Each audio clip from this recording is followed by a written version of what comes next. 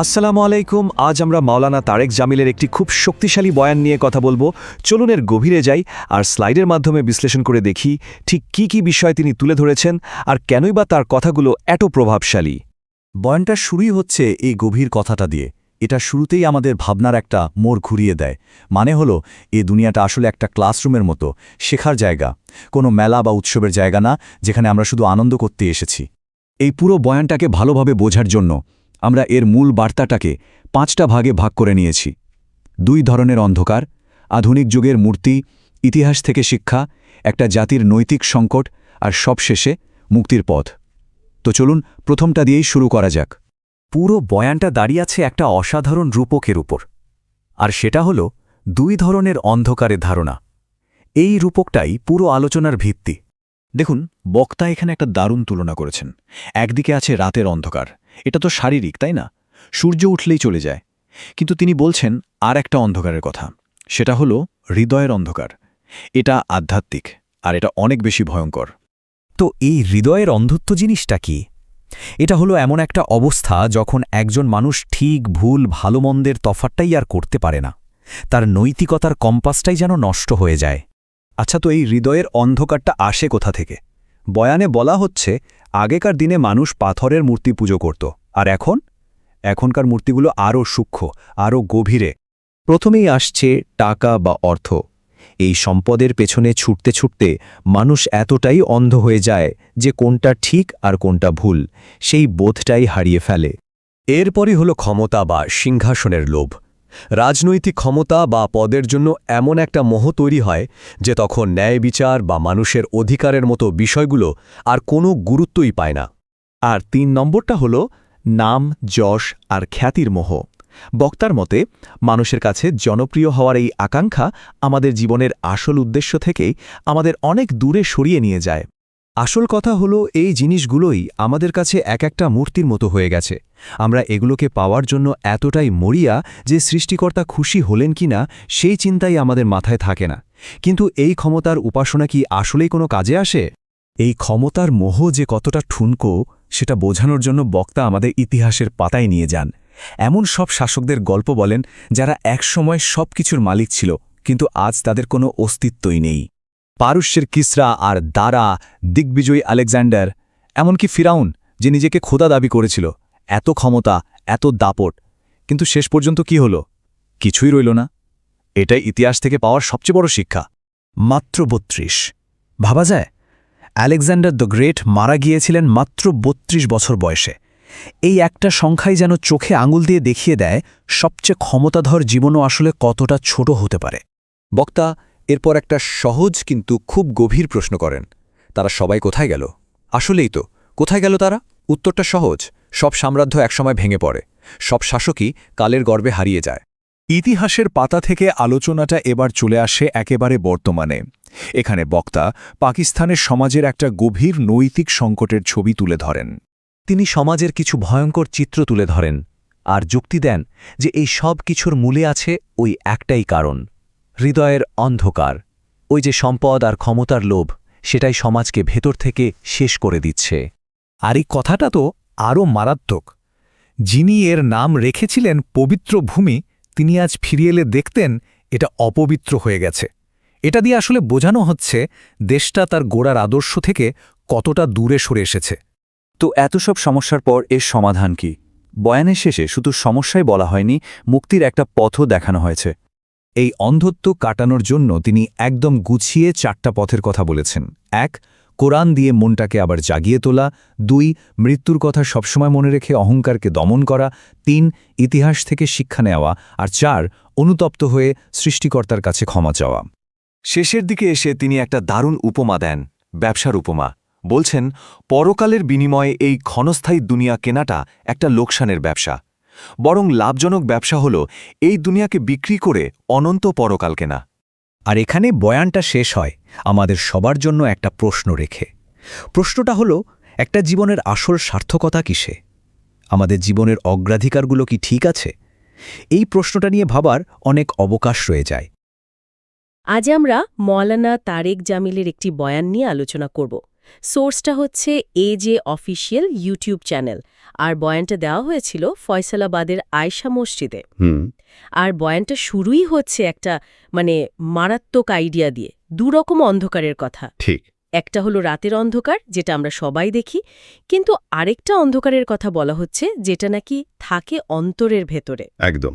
তো আমাদের আজকের মিশন হলো এই বয়ানের গভীরে ডুব দেয়া, এর ভেতরে শক্তিশালী গল্প আর ধারণাগুলো বের করে আনা, আর বোঝার চেষ্টা করা যে এই কথাগুলো আজকের দিনে কতটা প্রাসঙ্গিক। রাইট। আর এই বয়ানটা কিন্তু শুধু একটা ধর্মীয় বক্তৃতা না, এটা আসলে মানুষের মন আর সমাজ নিয়ে একটা গভীর পর্যবেক্ষণ। আচ্ছা, আমরা কয়েকটা ধাপে আলোচনাটা সাজাতে পারি। প্রথমে দেখব এই যে অন্তরের অন্ধত্ব, এই আইডিয়াটা দিয়ে আসলে কি বোঝানো হচ্ছে। ঠিক। এরপর আমরা চলে যাব বয়ানের সবচেয়ে আকর্ষণীয় অংশে, যেখানে বলা হচ্ছে আজকের যুগেও মানুষ মূর্তি পূজা করছে, কিন্তু সেই মূর্তিগুলো পাথর বা মাটির নয়। ইন্টারেস্টিং। আর সবশেষে সম্মান, ক্ষমতা আর ক্ষমার আসল অর্থ কি সেটা কিছু অসাধারণ গল্পের মাধ্যমে বোঝার চেষ্টা করব। মূল সুরটা কিন্তু বেশ পরিষ্কার। কি সেটা? এই যে বস্তুবাদী দুনিয়া, এর থেকে বেরিয়ে এসে নিজের ভেতরের দিকে তাকানোর একটা জোরালো আহ্বান। দারুণ। তাহলে চলুন প্রথম ধারণাটা দিয়ে শুরু করা যাক, শারীরিক আর আধ্যাত্মিক অন্ধকারের পার্থক্য। বক্তা যেভাবে শুরু করেছেন সেটা অসাধারণ। উনি বলছেন, রাতের অন্ধকার দূর করার জন্য তো আল্লাহ চাঁদ আর সূর্য দিয়েছেন, কিন্তু অন্তরের অন্ধকার, যেটা আরও ভয়ঙ্কর, একদম, সেটা দূর করতে নবীদের পাঠিয়েছেন। বয়ানে কোরআনের একটা আয়াতের কথা বলা হয়েছে, ইয়ে আঁখো সে আন্ধে নেহি হ্যায়, ইয়ে দিল সে আন্ধে হ্যায়। মানে এরা চোখ দিয়ে অন্ধ নয়, অন্তর দিয়ে অন্ধ। আমার কাছে এই আইডিয়াটা খুব শক্তিশালী মনে হয়েছে। এর মানে তো দাঁড়ায় একজন মানুষ সবকিছু দেখেও না দেখার ভান করতে পারে। একদম। আর এই না দেখার ভান করা বা অন্তর দিয়ে অন্ধ হয়ে যাওয়াটা কিন্তু শুধু ভালো মন্দের পার্থক্য করতে না পারা নয়, টাকাও নিচ্ছে। আচ্ছা। তার কাছে দুটোই নিছক টাকা। কোনটার উৎস কি, কোনটা হালাল আর কোনটা হারাম, সেই বোধটাই নষ্ট হয়ে গেছে। ওহ আচ্ছা। এই অবস্থাকেই বলা হচ্ছে অন্তরের অন্ধত্ব। যখন একটা সমাজের অনেকের মধ্যে এই নৈতিক কম্পাসটা নষ্ট হয়ে যায়, তখন দুর্নীতি বা অবিচারকে আর অস্বাভাবিক মনে হয় না। এটাই তাহলে সমাজের আসল অন্ধকার। এক্স্যাক্টলি। আর এই অন্ধকারের বিরুদ্ধেই তো নবীরা কথা বলেছেন। বয়ানের নবী মোহাম্মদ সাল্লাল্লাহু আলাইহি সাল্লামের সাফা পাহাড়ের ওপর থেকে কুরাইশদের ডাকার ঘটনাটা খুব নাটকীয়ভাবে তুলে ধরা হয়েছে। হ্যাঁ, ওই অংশটা চমৎকার। বলা হয়েছে সেই ডাকটা ছিল একটা বোমা বিস্ফোরণের মতো, যা পুরো মক্কার সমাজকে নাড়িয়ে দিয়েছিল। সবাই কাজ ফেলে ছুটে এসছিল। কিন্তু নবী যখন তাদের এক আল্লাহর কথা বললেন, সবার আগে তার বিরোধিতা করল তারই চাচা আবু লাহাব। নিজের চাচা? এটা কি দেখায় সত্যের ডাক যখন আসে, তখন সবচেয়ে কাছের মানুষও শত্রু হয়ে যেতে পারে। ঠিক তাই। আর বক্তা এই ঐতিহাসিক ঘটনাটাকে আজকের সময়ের সাথে যেভাবে জুড়ে দিয়েছেন, সেটাই আসল মজা। কিভাবে? উনি বলছেন, আজ হয়তো মানুষ লাত, মানাত, উজ্জার মতো পাথরের মূর্তিকে পুজো করে না, কিন্তু তার চেয়েও শক্তিশালী মূর্তি আমরা নিজেদের ভেতরে তৈরি করে নিয়েছি। ভেতরের মূর্তি? হ্যাঁ। উনি প্রশ্ন করছেন, আজকের দিনের মূর্তিগুলো কি? উত্তরটা উনিই দিচ্ছেন, টাকা, ক্ষমতা, পদ, এমপি-এমএলএ হওয়ার লোভ। ঠিক। খ্যাতি, ব্র্যান্ডেড গাড়ি, বিশাল বাংলো, এগুলোর প্রতি যে মোহ, সেটাই হলো আধুনিক মূর্তি পূজা। তার মানে যে জিনিসটা আমাদের কাছে আল্লাহর চেয়েও গুরুত্বপূর্ণ হয়ে ওঠে, সেটাই আমাদের মূর্তি। এই ভাবনাটা তো বেশ ভয়ঙ্কর। বক্তা তো সরাসরিই বলছেন, মানুষ এই মূর্তিগুলো পাওয়ার জন্য আল্লাহকে নারাজ করতেও পিছপা হয় না। একেই উনি আজকের দিনের শিরকু বলছেন, আল্লাহর সাথে অংশীদার করা। হ্যাঁ, এটা নিয়ে একটু ভাবলেই বোঝা যায় কথাটা কতটা সত্যি। আমরা তো সারাদিন টাকা আর স্ট্যাটাসের পিছনেই দৌড়াচ্ছি। একদম। আর এই শিরক কিন্তু শুধু ধর্মীয় ধারণা নয়, এটা একটা মনস্তাত্ত্বিক অবস্থাও। আচ্ছা। যখন কোনো বস্তু বা পদের পেছনে ছুটতে গিয়ে একজন মানুষ তার নৈতিকতা, তার পরিবার, তার মানসিক শান্তি সব বিসর্জন দিয়ে দেয়, তখন বুঝতে হবে সেই বস্তুটি তার মূর্তি হয়ে গেছে। সেটার উপাসনাতেই সে মগ্ন। ঠিক। বয়ানের মূল যুক্তিটাই হল, পাথরের মূর্তিকে অস্বীকার করা সহজ, কিন্তু মনের ভেতরের এই লোভের মূর্তিকে ভাঙাটাই আসল জিহাদ। কিন্তু এই যে ক্ষমতা, খ্যাতি, সম্পদ, যার পিছনে মানুষ ছুটছে, সেটা যে কতটা অস্থায়ী, তা বোঝানোর জন্য বয়ানে কিছু গায়ে কাটা দেওয়া ঐতিহাসিক উদাহরণ আনা হয়েছে। হ্যাঁ, ওই গল্পগুলো। পারস্যের সম্রাট কিসরা আর দারা, যাদের বিশাল সাম্রাজ্য কোথায় হারিয়ে গেল। তবে সবচেয়ে শক্তিশালী উদাহরণটা ছিল আলেকজান্ডার দ্য গ্রেট বা সিকান্দারের। সিকান্দারে আজম।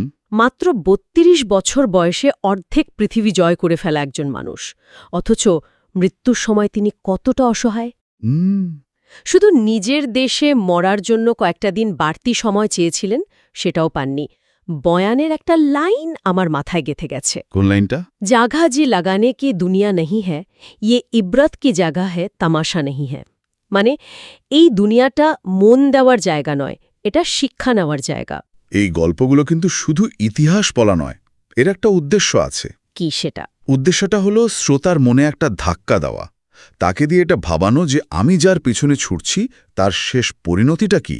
ঠিক। আর এই পার্থিব সম্মানের বিপরীতে সত্যিকারের সম্মান কি, সেটা বোঝানোর জন্য বক্তা হযরত বিলাল রাদিয়াল্লাহু তাআলা আনহুর গল্পটা এনেছেন। ও, বিলালের গল্পটা। একজন আবিসিনীয় কৃতদাস, গায়ের রং কালো, কিন্তু ইসলামের প্রথম মুয়াজ্জিন হয়ে তিনি যে সম্মান পেয়েছেন তা কোনো সম্রাটেরও ছিল না। রাইট। জেরুজালেম বিজয়ের পর খলিফা উমর রাদিয়াল্লাহু তাআলা আনহুর অনুরোধে যখন আজান দিয়েছিলেন, বলা হয় সেখানে উপস্থিত ৩৬,০০০ সাহাবীর দাড়ি চোখের জলে ভিজে গিয়েছিল। ৩৬,০০০। এটাই হলো সেই সম্মান যা ক্ষমতা বা সম্পদ দিয়ে কেনা যায় না, এটা আসে ভেতর থেকে, বিশ্বাস থেকে। তার মানে একদিকে সিকান্দারের মতো বিশ্বজয়ীর অসহায়ত্ব, আর অন্যদিকে বিলালের মতো একজন কৃতদাসের অমর সম্মান। কি অসাধারণ একটা বৈপরীত্য। একদম। আর এই সম্মান যে কেবল আল্লাহর হাতেই, সেটা বোঝাতে গিয়ে বয়ানে আরও কিছু অবিশ্বাস্য ঘটনার কথা বলা হয়েছে। যেমন হজরত ইউনুস আলাইহিসসালাম মাছের পেটে বেঁচেছিলেন, বা হজরত ইব্রাহিম আলাইহিসসালামের জন্য নমরুদের আগুন বাগান হয়ে গিয়েছিল। হ্যাঁ, বক্তা এখানে একটা সহজ কিন্তু গভীর প্রশ্ন তুলেছেন। মানুষ কি নিজের ইচ্ছায় একটা মাছি বা মশাও তৈরি করতে বা মারতে পারে? পারে না। কারণ জীবন মৃত্যুর নিয়ন্ত্রণ তো অন্য কোথাও। ঠিক। এর বৃহত্তর বার্তাটা হল, মানুষের ভাগ্য কোনো শাসক বা ক্ষমতাবান ব্যক্তির হাতে নেই। এই বিশ্বাসটা মনে সাহস যোগায়। ফেরাউনের গল্পটাও তো আছে। আরও আশ্চর্যজনক, সে নবী মুসাকে আটকানোর জন্য হাজার হাজার শিশুকে হত্যা করল, অথচ আল্লাহ সেই মুসাকে তারই রাজপ্রাসাদে, তারই কোলে বড় করালেন। মানে মানুষ যতই প্ল্যান করুক, চূড়ান্ত স্ক্রিপ্টটা অন্য কেউ লিখছেন। বক্তা এই গল্পগুলোর মাধ্যমে শ্রোতাদের বলতে চাইছেন, কোনো মানুষ বা ব্যবস্থাকে ভয় না পেয়ে সেই চূড়ান্ত ক্ষমতার উপর ভরসা রাখো। কিন্তু এই ভরসা রাখাটা তো কঠিন হয়ে যায় যখন চারপাশের সমাজটা নষ্ট হতে থাকে। আর এখানেই বয়ানের সবচেয়ে উদ্বেগজনক আর বিতর্কিত অংশটা আসে। বক্তা পাকিস্তানের সামাজিক আর নৈতিক অবক্ষয়ের একটা ভয়াবহ ছবি এঁকেছেন। হ্যাঁ, ওই জায়গাটা বেশ সরাসরি। উনি বলছেন যে দেশটা লা ইলাহা ইল্লাল্লাহের নামে তৈরি হয়েছিল, একটা পাক জমিন বা পবিত্র ভূমি হওয়ার কথা ছিল, সেটা আজ পেশাওয়ার থেকে করাচি পর্যন্ত পতিতালয়, মদের আড্ডা আর মাফিয়ার আখড়ায় ভরে গেছে। হ্যাঁ, এবং উনি শুধু বর্ণনা দিয়েই থামেননি, উনি একটা কার্যকারণ সম্পর্ক দেখানোর চেষ্টা করেছেন, যেটা বেশ আলোড়ন সৃষ্টিকারী। কোন বিষয়টা? উনি নিজের একটা অভিজ্ঞতার কথা বলেছেন, যেখানে তিনি পতিতাদের সাথে কথা বলে জানতে পারেন যে সমাজের ধনীরা ঠিকমতো জাকাত না দেওয়ার কারণে গরিব ঘরের মেয়েরা পেটের দায়ে এই পথে আসতে বাধ্য হয়। তার মানে উনি বলছেন একজনের পাপের ফল আরেকজনকে ভোগতে হচ্ছে। এক্স্যাক্টলি। ঠিক এখানেই আমার একটা প্রশ্ন জাগে। উনি বিষয়টাকে আরও এক ধাপ এগিয়ে নিয়ে গেছেন। উনি বলছেন, দেশে যে বন্যা হচ্ছে, ফসল নষ্ট হচ্ছে বা মেঘ ফেটে বৃষ্টি হচ্ছে, এগুলো মানুষের পাপ কাজের সরাসরি ফল। হ্যাঁ, মানে মানুষের অনৈতিকতার কারণে প্রকৃতিও নাকি প্রতিশোধ নিচ্ছে। এই যুক্তিটা আজকের দিনে হজম করা একটু কঠিন নয়? অবশ্যই। অনেকেই তো বলবেন এর পেছনে জলবায়ু পরিবর্তন বা সায়েন্টিফিক কারণ আছে। এটাকে সরাসরি মানুষের পাপের সাথে জুড়ে দেওয়াটা কি একটু সরলীকরণ হয়ে গেল না? খুবই গুরুত্বপূর্ণ একটা প্রশ্ন, আর এখানেই আমাদের এই আলোচনার সার্থকতা। দেখুন, বক্তা এখানে কোনো বৈজ্ঞানিক বিশ্লেষণ দিচ্ছেন না। আচ্ছা। উনি একটা আধ্যাত্মিক বা নৈতিক দৃষ্টিকোণ তুলে ধরছেন। এই দৃষ্টিকোণ থেকে দেখলে পরিবেশগত বিপর্যয় আর নৈতিক বিপর্যয় আলাদা কিছু নয়, একই মুদ্রার এপিঠোপিঠ। অনেকটা সেরকম। যখন মানুষ প্রকৃতি বা অন্য মানুষের উপর শোষণ অবিচার করে, তখন প্রকৃতিও তার ভারসাম্য হারায়। উনি আসলে বলতে চাইছেন সমস্যার মূল কারণটা বাইরে নয়, আমাদের ভেতরে। বুঝতে পারছি। আমরা যতক্ষণ না নিজেদের ভেতরের দুর্নীতি আর লোভকে ঠিক করব, ততক্ষণ বাইরের সমস্যাগুলোর সমাধান হবে না। আপনি এই কার্যকারণ তত্ত্বে বিশ্বাস নাই করতে পারেন, কিন্তু উনি যে ব্যক্তিগত দায়বদ্ধতার দিকে আঙুল তুলছেন, সেই দিকটা কিন্তু ভাবার মতো। বুঝতে পারছি। মানে উনি সমস্যাটাকে একটা ভিন্ন লেন্স দিয়ে দেখতে বলছেন। তবে এত হতাশা আর অন্ধকারের কথা বলার পর বয়ানটা শেষ হয়েছে একটা অসাধারণ আশার গল্প দিয়ে। একই ফলের গল্প। হ্যাঁ, কিফাল ছিলেন বনি ইসরায়েলের একজন লোক, যিনি সারা জীবন পাপে ডুবেছিলেন। বলা হয় প্রতিদিন তিনি নতুন কোনো নারীর সাথে পাপ কাজ করতেন। এক রাতে একজন অভাবী নারী তার কাছে এলে সেই নারীর অসহায় কান্না আর আল্লাহর ভয় তার মনকে পুরোপুরি বদলে দেয়। তিনি সেই মুহূর্তে তৌবা করেন। আর সেই রাতেই তার মৃত্যু হয়। হ্যাঁ, সকালে মানুষ দেখে তার বন্ধ দরজার উপর লেখা ইন্নাল্লাহা কাদ গাফারা লিকিফুল, অর্থাৎ আল্লাহ কিফুলকে ক্ষমা করে দিয়েছেন। এই গল্পটা দিয়ে বক্তা কি বোঝাতে চাইলেন? উনি বোঝাতে চাইলেন আল্লাহর ক্ষমার দরজাটা কত বড়। মানে ফেরার পথ সবসময় খোলা আছে। একদম। একজন মানুষ যদি তার জীবনের শেষ মুহূর্তেও আন্তরিকভাবে অনুশোচনা করে, তাহলে তার সারা জীবনের পাপও ক্ষমা হয়ে যেতে পারে। এতক্ষণ ধরে যে সামাজিক অবক্ষয় আর হতাশার কথা বলা হলো, এই গল্পটা তার বিপরীতে একটা আশার আলো দেখায়। অসাধারণ। তাহলে আজকের আলোচনাটা যদি এক কথায় সারসংক্ষেপ করি, আমরা মাওলানা তারিক জামিলের একটি বয়ানের গভীরে গিয়ে দেখলাম কিভাবে তিনি অন্তরের অন্ধকার নামের একটি রূপক দিয়ে শুরু করে আধুনিক জীবনের মোহ, ক্ষমতার ফাঁপা আস্ফালন আর সামাজিক অবক্ষয়ের মতো বিষয়গুলো তুলে ধরেছেন। সিকান্দার বিলাল এবং কিফলের মতো শক্তিশালী গল্পের মাধ্যমে তিনি একটাই বার্তা বারবার দিয়েছেন, বাইরের দুনিয়ার পেছনে না ছুটে নিজের ভেতরের দিকে তাকাও, কারণ আসল বদলটা সেখান থেকেই শুরু হয়। একদম। আর এই আলোচনাটা আমাদের সবার জন্য একটা বড় প্রশ্ন রেখে যায়। কি সেটা? বয়ানে ব্যক্তিগত নৈতিকতা আর সামাজিক বিপর্যয়ের মধ্যে একটা সরাসরি যোগসূত্র দেখানো হয়েছে। আমাদের ভাবনার বিষয় হল, একটা সমাজের সামগ্রিক কল্যাণ কি সত্যি তার নাগরিকদের ব্যক্তিগত আচরণের উপর এতটা নির্ভরশীল? মানে আমি বা আপনি ব্যক্তিগতভাবে ভালো হয়ে গেলে কি সত্যিই সমাজের বড় বড় সমস্যা? হ্যাঁ, যেমন দুর্নীতি বা দারিদ্র্যের সমাধান সম্ভব, নাকি এগুলো আরও জটিল সিস্টেমিক সমস্যা? এই ব্যক্তিগত পরিবর্তন আর সামাজিক পরিবর্তনের সম্পর্কটা নিয়ে হয়তো আমাদের আরও ভাবতে হবে। আজ আমরা মাওলানা তারিক জামিলের একটি বয়ান নিয়ে কথা বলছি, যা দুনিয়ার ক্ষণস্থায়ী প্রকৃতি আর আল্লাহর প্রতি আনুগত্যের মাধ্যমে প্রকৃত সম্মান অর্জনের বিষয়কে কেন্দ্র করে। হ্যাঁ, আর বয়ানটা শোনার সময় যে জিনিসটা প্রথমেই নাড়া দেয় তা হলো এর আবেগ। মানে বক্তা যেভাবে একের পর এক গল্প বলেছেন, তা শ্রোতাকে একেবারে ভাসিয়ে নিয়ে যাওয়ার ক্ষমতা রাখে। তবে আমার মনে হচ্ছিল এই অসাধারণ আবেগটাকে যদি আরও মজবুত একটা কাঠামোর মধ্যে ফেলা যেত, তাহলে এর প্রভাবটা হয়তো আরও স্থায়ী হতো। ঠিক এই জায়গাটা নিয়ে আমি ভাবছিলাম। বয়ানের মধ্যে এতগুলো শক্তিশালী উপাদান আছে, মানে হৃদয়ের অন্ধকার থেকে শুরু করে হজরত মোহাম্মদ সাল্লাল্লাহু আলাইহি সাল্লামের দাওয়াত, তারপর আধুনিক যুগের মূর্তি, হজরত ইব্রাহিম বিলাল রাদেয়ার কাহিনী, এমনকি আলেকজান্ডারের পতন থেকে শুরু করে পাকিস্তানের সামাজিক অবক্ষয় পর্যন্ত। একদম প্রতিটি গল্পই নিজ নিজ জায়গায় দৃশ্যম শক্তিশালী, কিন্তু মাঝে মাঝে মনে হচ্ছিল একটা গল্প থেকে আর একটাতে যাওয়ার সময় যে সংযোগটা, সেটা যেন সবসময় খুব একটা স্পষ্ট নয়। ঠিক, বিষয়টা অনেকটা আবেগের প্রবাহে চলছে, কোনো নির্দিষ্ট যৌক্তিক সুতো দিয়ে গাঁথা নয়। আর এতে মূল বার্তাটা কি কিছুটা ছড়িয়ে পড়ার ঝুঁকি থেকে যায় না? আপনার পর্যবেক্ষণটা একদম সঠিক। আবেগের একটা নিজস্ব স্রোত আছে, যা শ্রোতাকে টেনে নিয়ে যায়, কিন্তু সেই স্রোতির নিচে যদি একটা শক্ত যৌক্তিক ভিত্তি থাকে, তাহলে বার্তাটা শ্রোতার মনে আরও গভীরভাবে গেঁথে যায়। আমার মনে হয় এই যে এতগুলো শক্তিশালী গল্প, এগুলোকে একটা কেন্দ্রীয় সুতো দিয়ে বেঁধে ফেললে কেমন হয়? ধরুন, আমরা যদি পুরো বয়ানটাকে একটা মূল ধারণার উপর দাঁড় করাই, তাহলে শ্রোতার জন্য বিষয়টা হজম করা অনেক সহজ হবে। দারুণ একটা ভাবনা। কি হতে পারে সেই কেন্দ্রীয় ধারণাটা? আপনার মাথায় কোনো নির্দিষ্ট পরামর্শ আছে? হ্যাঁ, একটা ধারণা আসছে। পুরো বয়ানটাকে অস্থায়ী সম্মান বনাম চিরস্থায়ী সম্মান, এই দুই বিপরীত ধারণার উপর সাজানো যেতে পারে। আচ্ছা, এটা একটা খুব শক্তিশালী তুলনামূলক কাঠামো তৈরি করবে। যেমন বয়ানের শুরুতেই দুনিয়ার সেই সব শাসকদের গল্প আনা যায় বিপুল ক্ষমতা আর সম্মানের অধিকারী যারা ছিলেন।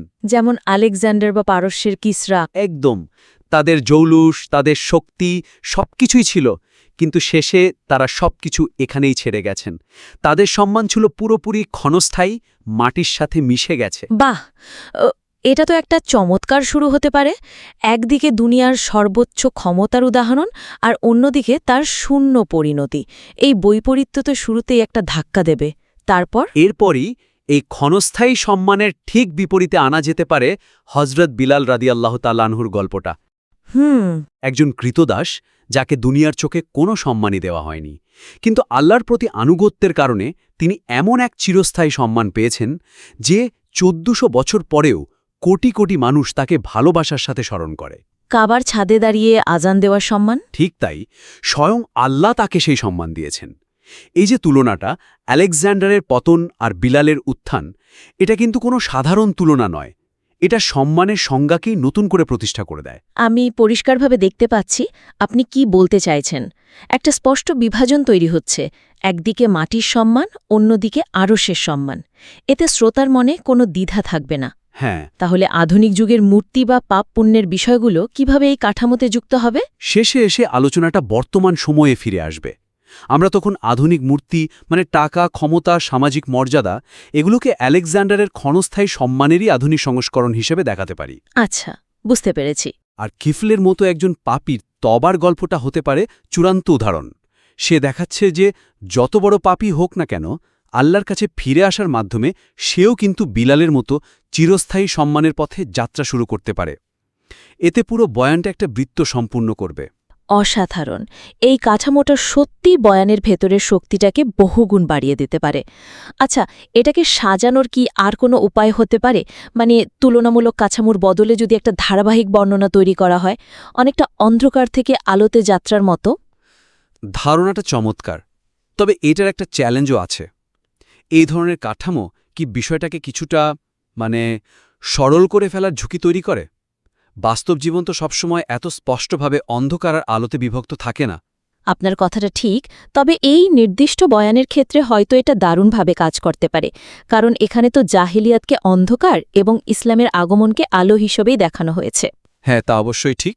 বয়ানের শুরুটা হতে পারে মানুষের অন্তরের অন্ধকার এবং জাহেলিয়াতের সময়কার ভয়াবহতার বর্ণনা দিয়ে। এরপর হজরত মোহাম্মদ সাল্লাল্লাহু আলাইহি ওয়াসাল্লামের আগমন কিভাবে সেই জমাট অন্ধকারে প্রথম আলোর রেখা নিয়ে এলো তা বিস্তারিতভাবে তুলে ধরা যায়। হ্যাঁ, এটা একটা সমস্যা সমাধানমূলক কাঠামো তৈরি করবে, যা শ্রোতাদের জন্য অনুসরণ করা খুব সহজ। এরপর আলোচনাটা বর্তমান সময় নিয়ে আসা যেতে পারে।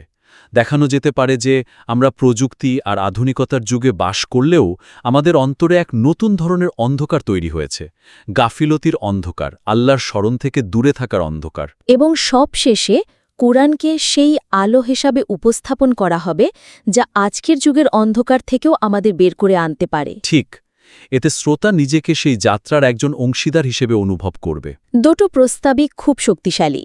প্রথমটা একটা বুদ্ধিবৃত্তিক তুলনা তৈরি করে, আর দ্বিতীয়টা একটা আবেগঘন যাত্রার অনুভূতি দেয়। আচ্ছা, এবার দ্বিতীয় বিষয়টাতে আসি। বয়ানের শেষে পরিবর্তনের যে আহ্বানটা, সেটা নিয়ে কথা বলা যাক। হ্যাঁ, বলুন।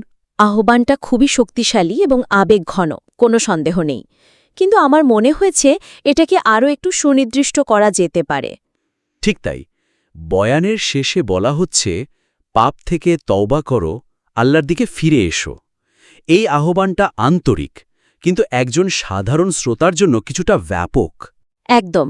ধরুন একজন শ্রোতা যিনি তার চাকরি, পরিবার আর আধুনিক জীবনে নানা জটিলতায় ডুবে আছেন। বয়ানে যেমন মোবাইলের উদাহরণ দেয়া হয়েছে, তিনি হয়তো বয়ান শুনে ভীষণভাবে আলোড়িত হলেন, তার মনে পরিবর্তনের ইচ্ছাও জাগল। কিন্তু পরদিন সকালে ঘুম থেকে উঠে তিনি হয়তো দ্বিধায় পড়ে যাবেন, আমি ঠিক কোথা থেকে শুরু করব। ঠিক তাই, এই কিভাবে শুরু করব প্রশ্নের উত্তরটা না পাওয়ায় অনেক সময় দারুণ অনুপ্রেরণাও কিন্তু ধীরে ধীরে হারিয়ে যায়। তাহলে এই ব্যাপক আহ্বানকে আমরা কিভাবে আরও বাস্তবায়নযোগ্য করতে পারি? আমার মনে হয় চূড়ান্ত আহ্বানের সাথে যদি কয়েকটি ছোট, সুনির্দিষ্ট এবং অর্জনযোগ্য পদক্ষেপ যোগ করে দেওয়া যায় তাহলে সেটা শ্রোতার জন্য একটা সুস্পষ্ট পথ তৈরি করে দেবে। বড় পরিবর্তনের বিশাল চাপের পরিবর্তে তাদের সামনে একটা ছোট্ট প্রথম ধাপ তুলে ধরতে হবে। একটা উদাহরণ দিলে বিষয়টা আরও পরিষ্কার হবে। অবশ্যই। যেমন বয়ানের শেষে এভাবে বলা যেতে পারে, আজ রাতে ঘুমানোর আগে দুনিয়ার সব চিন্তা একপাশে সরিয়ে রেখে শুধু 2 রাকাত তওবার নামাজ পড়ুন। আচ্ছা।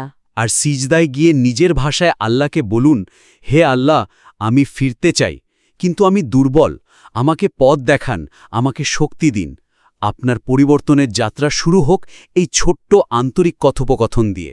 এই পরামর্শটার সবচেয়ে ভালো দিক হল এটা খুব বাস্তবসম্মত। এর জন্য বিশাল কোনো প্রস্তুতির প্রয়োজন নেই, কিন্তু এর মানসিক এবং আধ্যাত্মিক প্রভাব অনেক গভীর। ঠিক, এটা একটা বিশাল পাহাড়ে চড়ার পরিবর্তে সামনে একটা ছোট্ট সিঁড়ি দেখিয়ে দেওয়ার মতো। আর এই পদক্ষেপটাকে বয়ানের মূল থিমের সাথেও যুক্ত করা যায়, তাই না? কিভাবে? মানে বয়ানে বারবার কোরআন থেকে দূরে সরে যাওয়ার কথা বলা হয়েছে, মোবাইলের কারণে আমাদের মনোযোগ নষ্ট হওয়ার কথা বলা হয়েছে। ও হ্যাঁ, বুঝতে পেরেছি। আমরা সেই সমস্যাটাকেই সমাধানের অংশ হিসেবে ব্যবহার করতে পারি। একদম। আরেকটি সুনির্দিষ্ট আহ্বান হতে পারে এরকম, আগামী 7টা দিন আপনার কাছে একটা চ্যালেঞ্জ, প্রতিদিন শুধুমাত্র একটা আয়াত তার অর্থ সহ পড়ুন। আপনার হাতে যে মোবাইল ফোনটা আছে সেটাতেই তো কোরআনের অ্যাপ আছে। ফজর বা এশার নামাজের পর মাত্র 2টা মিনিট সময় বের করুন। এই 2 মিনিট সময় আপনাকে সারাদিনের বাকি সময়টাতে সঠিক পথে চলতে সাহায্য করবে। বাহ, এটা তো দারুণ একটা কৌশল। যে মোবাইল ফোনকে সমস্যার একটি কারণ হিসেবে দেখানো হচ্ছে, সেটাকেই সমাধানের হাতিয়ার হিসেবে ব্যবহার করার পরামর্শ দেওয়া হচ্ছে। হ্যাঁ, এটা শুধু বাস্তবসম্মত নয়, এটা আধুনিক শ্রোতার জীবনের সাথে সরাসরি সম্পর্কিত। এতে শ্রোতা অনুভব করবে যে এই পরামর্শটা তার জন্যই দেওয়া হয়েছে। এবং এটা আল্লাহর দিকে ফিরে আসার মতো একটা বড় ধারণাকে একটা দৈনন্দিন অভ্যাসে পরিণত করার পথ দেখায়। 7 দিন একটা আয়াত পড়া শুরু করলে কে জানে, হয়তো সেটাই তার সারা জীবনের অভ্যাস হয়ে যাবে। একদম ঠিক। এবার তৃতীয় এবং শেষ পয়েন্টটাতে আসা যাক। বয়ানের আবেগ নিয়ে আমরা কথা বলেছি, যা এর সবচেয়ে বড় শক্তি। তবে কিছু ক্ষেত্রে আবেগের পাশাপাশি যদি আরও কিছুটা প্রাসঙ্গিক প্রেক্ষাপট বা কার্যকারণ যুক্ত করা হতো, তাহলে বার্তাটা হয়তো আরও বৃহত্তর দর্শকের কাছে পৌঁছাতে পারত। আপনি কি নির্দিষ্ট কোনো উদাহরণের কথা ভাবছেন? হ্যাঁ, যেমন বয়ানে প্রাকৃতিক দুর্যোগকে সরাসরি মানুষের নৈতিক অবক্ষয়ের ফল হিসাবে দেখানো হয়েছে, অথবা পতিতাবৃত্তির মতো সামাজিক ব্যাধির একমাত্র কারণ হিসেবে ধনীদের জাকাত না দেওয়াকে চিহ্নিত করা হয়েছে। এই কথাগুলো একজন গভীরভাবে বিশ্বাসী মানুষের হৃদয়ে সরাসরি গিয়ে আঘাত করে, এবং সেটা হওয়াই স্বাভাবিক। কিন্তু একজন জিজ্ঞাসু বা কিছুটা সন্দেহান মনের শ্রোতা, যিনি কার্যকারণ খুঁজতে অভ্যস্ত, তিনি হয়তো এই সংযোগগুলোর সাথে পুরোপুরি একমত হতে পারবেন না। এতে বার্তার সার্বজনীন আবেদন কি কিছুটা কমে যাওয়ার আশঙ্কা থাকে? এটা একটা খুবই গুরুত্বপূর্ণ পর্যবেক্ষণ। মূল আধ্যাত্মিক বার্তাটাকে অক্ষুণ্ণ রেখেও এর সাথে কিছু সামাজিক বা মনস্তাত্ত্বিক পর্যবেক্ষণ যোগ করলে যুক্তিটা আরও মজবুত হয়। ঠিক। এতে বার্তাটা শুধু বিশ্বাসীদের জন্য নয়, বরং চিন্তাশীল মানুষদের জন্য খোরাক যোগায়। আমাদের লক্ষ্য তো বার্তাটাকে দুর্বল করা নয়, বরং এর ভিত্তিটাকে আরও প্রশস্ত করা। তাহলে প্রাকৃতিক দুর্যোগের বিষয়টাকে কিভাবে ভিন্নভাবে উপস্থাপন করা যেতে পারে? যেমন প্রাকৃতিক দুর্যোগের কারণ হিসাবে পাপের কথা বলার পাশাপাশি এভাবেও কি বলা যায় না যে যখন একটি সমাজ ন্যায়বিচার, সততা এবং নৈতিকতা থেকে দূরে সরে যায়, তখন তার প্রতিটি ব্যবস্থার মধ্যেই ভারসাম্যহীনতা দেখা দেয়। আচ্ছা। আমরা প্রকৃতির যত্ন নিই না, অপরিকল্পিতভাবে পাহাড় কাটিয়ে নদী ভরাট করি এবং শুধুমাত্র তাৎক্ষণিক মুনাফার পেছনে ছুটি। এই যে নৈতিক অবক্ষয় আর তার ফলে প্রকৃতির এই যে বিরূপ আচরণ, এই দুটো কি একে অপরের সাথে সম্পর্কিত নয়? হাইওনিস। আল্লাহ হয়তো আমাদের প্রকৃতির নিয়মের মাধ্যমেই সতর্ক করছেন, আমাদের ভুলের পরিণতি চোখে আঙুল দিয়ে দেখিয়ে দিচ্ছেন। তার মানে আধ্যাত্মিক কারণ আর বাস্তব কারণকে এখানে প্রতিপক্ষ হিসেবে না দেখিয়ে একে অপরে পরিপূরক হিসেবে দেখানো হচ্ছে। একদম। এটা শোনার পর একজন যুক্তিবাদী মানুষও বিষয়টা নিয়ে ভাবতে বাধ্য হবেন। তিনি হয়তো পাপ পুণ্যের ঐশ্বরিক ধারণায় বিশ্বাস নাও করতে পারেন, কিন্তু নৈতিক অবক্ষয় যে পরিবেশের ওপর নেতিবাচক প্রভাব ফেলে, এই বাস্তবতাকে তো তিনি অস্বীকার করতে পারবেন না। ঠিক তাই। একইভাবে জাকাতের বিষয়টাকেও আরও গভীর করা যায়। কিভাবে? জাকাত না দেওয়ার ফলে সমাজে পতিতাবৃত্তির মতো সমস্যা তৈরি হয়, এই কথার সাথে যোগ করা যেতে পারে জাকাত কিন্তু শুধু একটি আর্থিক অনুদান নয়, এটি ইসলামী অর্থনীতির একটি স্তম্ভ, একটি সামাজিক নিরাপত্তা ব্যবস্থা বা সোশ্যাল সেফটি নেট। যখন সমাজের ধনীরা এই ব্যবস্থা থেকে নিজেদের সরিয়ে নেয়, তখন সেই নিরাপত্তা জালটা ছিঁড়ে যায়। এর ফলে দারিদ্র্য বাড়ে, অসাম্য তৈরি হয় এবং কিছু মানুষ জীবিকার জন্য চরম হতাশাজনক পথ বেছে নিতে বাধ্য হয়। আচ্ছা, এখান থেকেই বোঝা যায় আল্লাহর দেওয়া একটি বিধানকে অমান্য করার প্রভাব কতটা সুদূর প্রসারী এবং সামাজিকভাবে ধ্বংসাত্মক হতে পারে। এই ব্যাখ্যাটা বিষয়টাকে একটা ব্যক্তিগত আধ্যাত্মিক দায়িত্বের পাশাপাশি একটা সামাজিক ব্যবস্থার ব্যর্থতা হিসেবেও তুলে ধরছে। এতে জাকাতের গুরুত্বটা আরও ভালোভাবে বোঝা যায়। হ্যাঁ, এটা শুধু পরকালের মুক্তির জন্যই নয়, এই দুনিয়ার সমাজকে সুন্দরভাবে পরিচালনার জন্য অপরিহার্য। এই ছোট ছোট পরিবর্তনগুলো বয়ানের মূল আবেগ এবং আধ্যাত্মিক শক্তিকে বিন্দুমাত্র না কমিয়ে বরং এর গ্রহণযোগ্যতাকে আরও অনেক বাড়িয়ে দিতে পারে। তাহলে আজকের পুরো আলোচনাটাকে যদি আমরা সংক্ষেপে তুলে ধরি, 3টি মূল বিষয় উঠে এসেছে। প্রথমত, বয়ানের শক্তিশালী কিন্তু বিক্ষিপ্ত গল্পগুলোকে একটি কেন্দ্রীয় থিমের, যেমন অস্থায়ী বনাম চিরস্থায়ী সম্মান, মাধ্যমে গেঁথে এর গঠনকে আরও মজবুত করা। দ্বিতীয়ত, পরিবর্তনের জন্য যে আবেগঘন আহ্বান জানানো হয়েছে তার সাথে শ্রোতাদের জন্য কয়েকটি ছোট, সুনির্দিষ্ট এবং বাস্তবায়নযোগ্য পদক্ষেপ যোগ করা, যেমন 2 রাকাত তওবার নামাজ বা প্রতিদিন একটি আয়াত পড়ার অভ্যাস। একদম। এটা অনুপ্রেরণাকে কর্মে পরিণত করতে সাহায্য করবে। এবং তৃতীয়ত, বয়ানের আবেগের সাথে কিছু প্রাসঙ্গিক কার্যকারণ এবং সামাজিক পর্যবেক্ষণ যুক্ত করা। এতে বার্তাটি আরও ব্যাপক এবং বিভিন্ন ধরনের দর্শকের কাছে সহজে গ্রহণযোগ্য হয়ে উঠবে, এর মূল আধ্যাত্মিক আবেদনকে অক্ষুণ্ণ রেখেই। এই পরামর্শগুলো কেবল কয়েকটি সম্ভাব্য দিক নির্দেশনা। আপনার বয়ানের যে আবেগ এবং শক্তি তা সত্যিই অসাধারণ। আমাদের বিশ্বাস, এই কাঠামোগত পরিবর্তনগুলো সেই শক্তিকে দুর্বল করবে না, বরং তাকে একটি সঠিক পাহাড় দিয়ে আরও বহুগুণ বাড়িয়ে তুলতে সাহায্য করবে। আমরা আপনার কাজের পরিমার্জিত রূপটি আবার দেখার এবং শোনার অপেক্ষায় রইলাম। দ্য ডিবেটে স্বাগতম। আজকে আমাদের সমাজে যে এত সমস্যা, দুর্নীতি, অপরাধ, অবিচার, এর আসল কারণটা কি তা নিয়ে আমরা একটি ধর্মীয় বক্তৃতার আলোকে আলোচনা করব। মূল প্রশ্নটা হল, আমাদের এই দুর্দশার জন্য কি আমরা ব্যক্তি হিসেবে দায়ী, আমাদের আধ্যাত্মিক অবক্ষয় এবং সৃষ্টিকর্তার পথ থেকে সরে আসাই কি সবকিছুর মূলে, নাকি সমস্যাটা আসলে আমাদের সামাজিক আর অর্থনৈতিক ব্যবস্থার ভেতরেই লুকিয়ে আছে, যা ভেঙে পড়েছে? আমি মনে করি বক্তৃতার মূল সুর অনুযায়ী সংকটের উৎস প্রতিটি ব্যক্তির আধ্যাত্মিক বিচ্যুতির মধ্যেই নিহিত। আর আমি এই আলোচনায় দেখানোর চেষ্টা করব যে ব্যক্তিগত বিচ্যুতির পাশাপাশি একটি ভেঙে পড়া সামাজিক ন্যায় বিচারের কাঠামো এই সংকটকে আরও গভীর করে তুলেছে। সমস্যাটা যতটা ব্যক্তিগত ততটাই পদ্ধতিগত। আমার অবস্থানটা একটু ব্যাখ্যা করি। বক্তৃতাটি খুব পরিষ্কারভাবে বলছে যে আমাদের চারপাশে যা কিছু ঘটছে, দুর্নীতি, জুলুম, এমনকি প্রাকৃতিক দুর্যোগ, সবই আমাদের নিজেদের কাজের ফল। বক্তা তো রূপক অর্থে এও বলেছেন যে মানুষের অনৈতিকতার কারণে পাহাড়ও ক্রোধান্বিত হয়েছে এবং মেঘগুলো আকাশ থেকে শাস্তি হিসাবে ফেটে পড়ছে। তিনি আফসোস করছেন যে পাকিস্তান, যার নাম দেওয়া হয়েছিল পবিত্র ভূমি, তা আজ নানা রকম অপরাধে পূর্ণ হয়ে অপবিত্র হয়ে গেছে। এই ভাবনাটা যদি সত্যি হয়, তাহলে এর অর্থ দাঁড়ায় যে আমাদের ব্যক্তিগত পাপ আমাদের পরিবেশের ওপরও প্রভাব ফেলছে। তাই সমাধান বাইরে কোথাও নেই, সমাধান আমাদের ভেতরে। ব্যক্তিগত তওবা এবং সৃষ্টিকর্তার দিকে ফিরে আসাই একমাত্র পথ। আমি আপনার কথার মূল ভাবটা বুঝতে পারছি, কিন্তু আমি বিষয়টাকে একটু অন্যভাবে দেখি। বক্তৃতার গভীরে গেলে দেখবেন তিনি শুধু ব্যক্তিগত পাপের কথা বলেই থেমে যাননি। তিনি এমন কিছু প্রশ্ন তুলেছেন যা সরাসরি আমাদের সিস্টেম বা ব্যবস্থার দিকে আঙুল তোলে। যেমন তিনি যখন বলেন যখন ধনীরা জাকাত দেয় না তখন গরিবের মেয়েরা পতিতা হয়ে যায়। এই কথাটা কি আপনাকে একটুও ভাবায় না? এটা তো একটা ভয়ঙ্কর ইঙ্গিত যে পাপ কোনো ব্যক্তিগত বিলাসিতা নয়, অনেক ক্ষেত্রে এটা দারিদ্র্যের করুণতম পরিণতি। এর মানে সমাজই কি বলে পাপের পরিবেশ তৈরি করে দিচ্ছে। তাই দুর্দশার কারণ শুধু ব্যক্তিগত স্খলন নয়, বরং সামাজিক ন্যায়বিচারের চরম ব্যর্থতাও এর জন্য দায়ী। আপনি ব্যবস্থার কথা বলছেন, কিন্তু ব্যবস্থা তো মানুষ দিয়েই তৈরি হয়। বক্তৃতা অনুসারে আজকের মানুষ অর্থ, ক্ষমতা, পদ আর খ্যাতিকে তাদের উপাসনার বস্তু বানিয়ে ফেলেছে। এটা একটা গভীর আধ্যাত্মিক সংকট।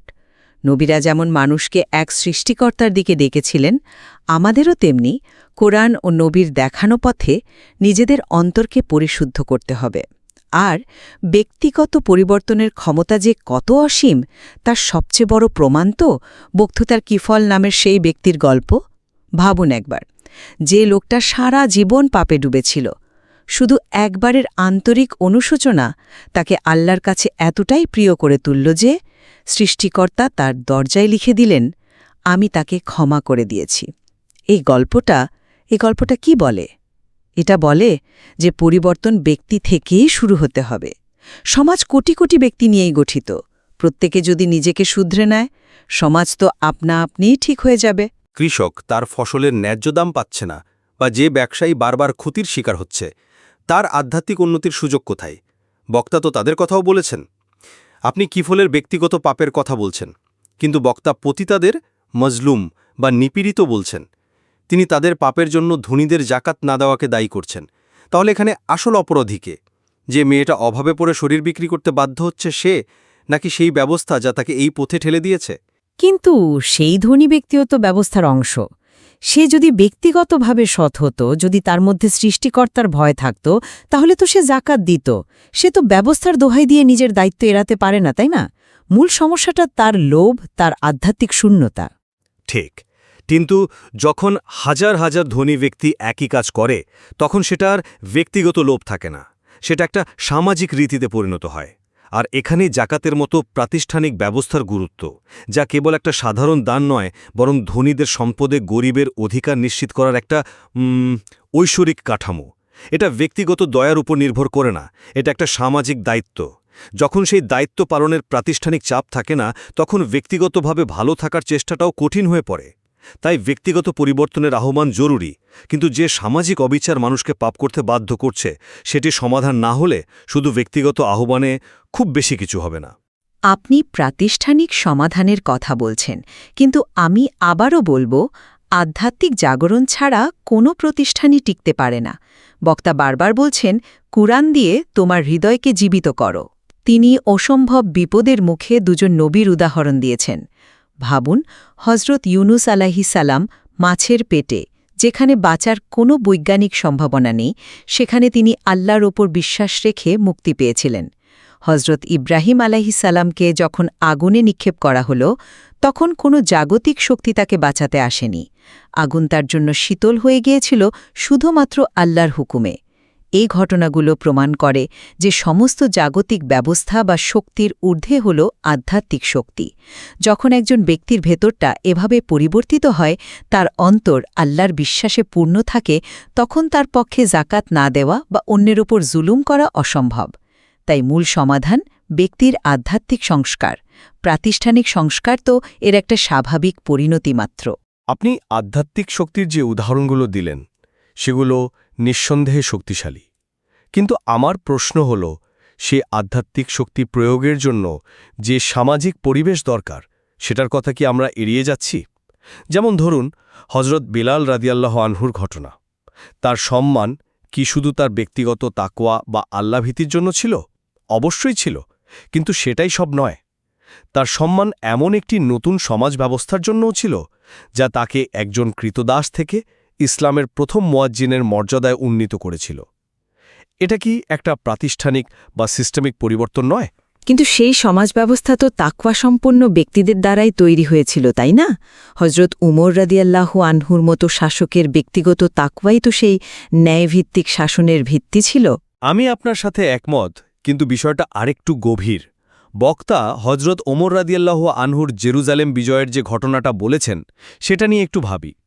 জেরুজালেমের খ্রিস্টান পাদ্রীরা শহরের চাবি কার হাতে তুলে দিতে চেয়েছিল? কোনো সেনাপতির হাতে নয়, স্বয়ং খলিফার হাতে। কেন? কারণ তারা হজরত উমরের ব্যক্তিগত সততা নিয়ে শোনেনি, তারা তার প্রতিষ্ঠিত ন্যায়বিচার ব্যবস্থার কথা শুনেছিল।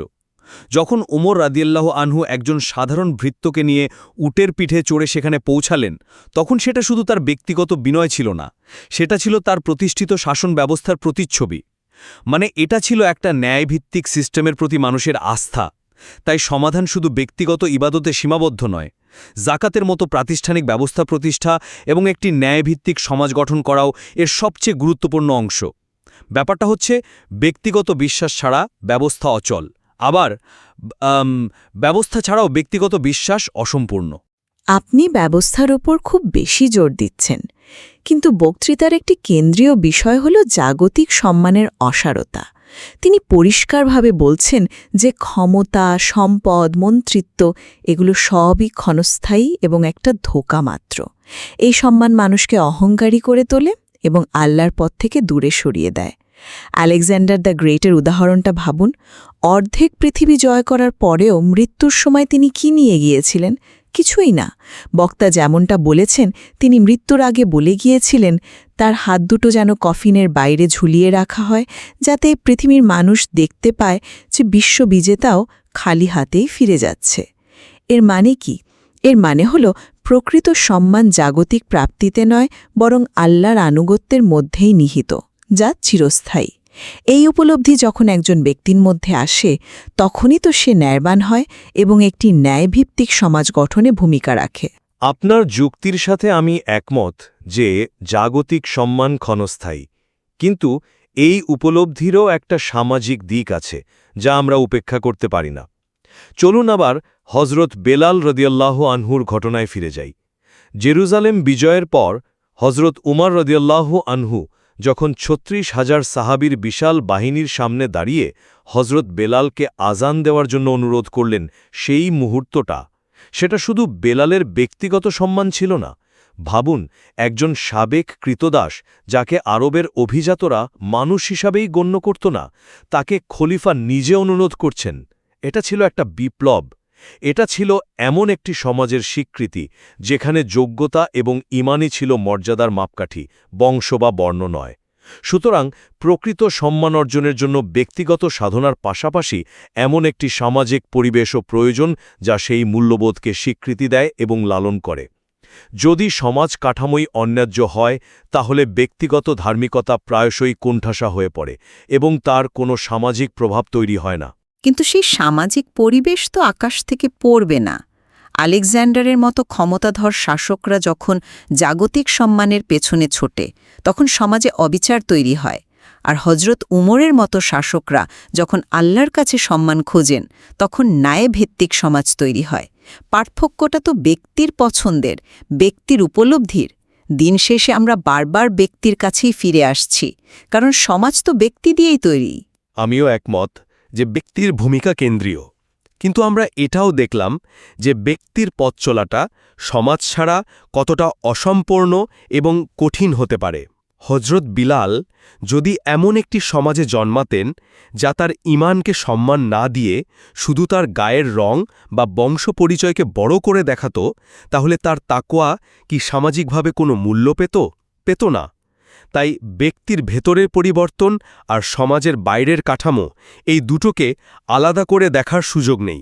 দুটোই একে অপরের সাথে জড়িত। সমাজের সকল দুর্দশা ও অবক্ষয়ের শেকড় রয়েছে মানুষের আধ্যাত্মিক শূন্যতায়। যখন মানুষ টাকা, ক্ষমতা বা খ্যাতিকে সৃষ্টিকর্তার আসনে বসায়, তখনই দুর্নীতি, অবিচার আর হতাশার জন্ম হয়। যতক্ষণ না ব্যক্তি পর্যায়ে এই আধ্যাত্মিক পরিবর্তন আসবে এবং মানুষ তার জীবনের প্রকৃত উদ্দেশ্য বুঝবে, ততক্ষণ কোনো আইন বা প্রাতিষ্ঠানিক সংস্কার দীর্ঘস্থায়ী সামাজিক উন্নতি আনতে পারবে না। অন্যদিকে আমার মনে হয় আমরা এটাও দেখলাম যে বক্তৃতার মধ্যেই সামাজিক ও অর্থনৈতিক অবিচারের প্রশ্নটি গভীরভাবে নিহিত রয়েছে, যা এই আধ্যাত্মিক সংকটকে আরও বাড়িয়ে তোলে। যখন একটি ব্যবস্থা দরিদ্রদের আরও দরিদ্র করে এবং ধনীদের দায়িত্বজ্ঞানহীন হতে উৎসাহিত করে, তখন পাপের পথ এমনিতেই প্রশস্ত হয়ে যায়।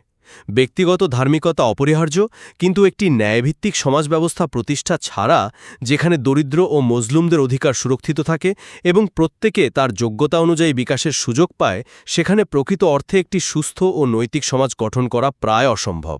অবশ্যই এই দুটি দৃষ্টিভঙ্গি আমাদের সমাজের জটিল সমস্যাগুলোকে বিভিন্ন দিক থেকে বুঝতে সাহায্য করে।